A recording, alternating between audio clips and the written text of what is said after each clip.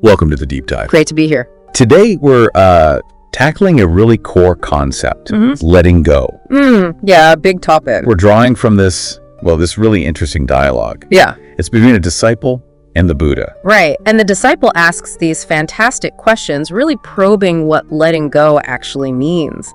Attachments, fears, the works. Exactly.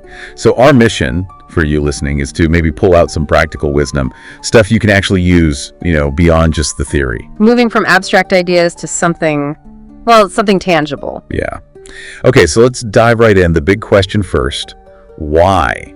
Why let go? Well, the Buddha gives this really vivid image, doesn't he? Leaves clinging to branches. Right. He says our minds cling to desires like that. And just like a tree sheds leaves. Our minds find freedom when we release that grip. It's not about losing things necessarily. It's more about losing the fear of loss. Precisely. That subtle shift, it can really lighten the mental load. And how do we even know we're attached? What are the signs? Oh, the Buddha points them out clearly. The suffering when we gain or lose something. How we swing back and forth with praise or criticism. Like being pushed around by external things. Yeah. He suggests just watching these feelings.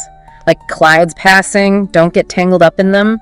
Okay, so then the disciple asks about, the really fundamental stuff. Our body, our mind. Is the goal to sort of reject the body that comes up. And the Buddha clarifies, right? It's about understanding it's made of parts, it's impermanent. Earth, water, fire, air. Exactly. Freedom comes from not identifying solely with this changing form. It's not about denial. And building on that, the idea of thoughts. They're just as fluid. He uses the river analogy there. Thoughts flow. Observe them. Don't chase them, don't block them, just watch. Yeah. And what's powerful there is how it loosens the grip of I and mine. If the body and thoughts are processes, not fixed things. Then who is this I that's clinging? Right.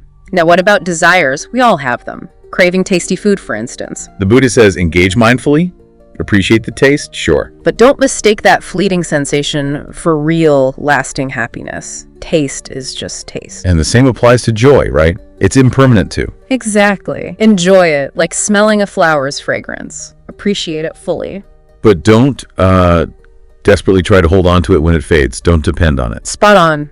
Letting go means not making your peace dependent on these fleeting things. Now, fear, that's a big one, especially fear of death. A powerful attachment for sure. The Buddha reframes death, though, not as an end, but as a transition. A change in consciousness. And the way to deal with that fear isn't to obsess about the future, but to live more fully now, in the present. Okay, but does letting go mean becoming, cold or insensitive? Yeah. Cut off from people? A common misunderstanding. No, he actually presents it as the foundation for true connection. Unconditional love. Like the sun shining on everyone, without preference. That's the image, yes. It's love without clinging, without needing something back. It's actually freer, more genuine. So it deepens connection rather than severing it. Paradoxically, yes. Because you're not relating out of need or fear. Okay, practicalities. How do we actually do this? In the middle of a busy day, not just sitting on a cushion. Great question from the disciple. And the answer is, practice is everywhere. In every small action. Washing dishes, walking. Exactly. It's about bringing that awareness, that non-clinging attitude into everything. And this idea that letting go is weak or passive. He challenges that directly. Think of a tree in a storm. The rigid one snaps. But the flexible one bends, adapts, and survives. Right. So letting go is actually a kind of strength, resilience, adaptability. So pulling it all together, what's the real essence here? Ultimately, the Buddha describes letting go not as getting rid of something or achieving some new state. But as a return. Yes, a return to our inherent nature, pure, unburdened. He uses the image of waves merging back into the ocean. So it's not about adding something, but uncovering what's already there beneath the clinging. Precisely. It's uncovering that spaciousness that's always present.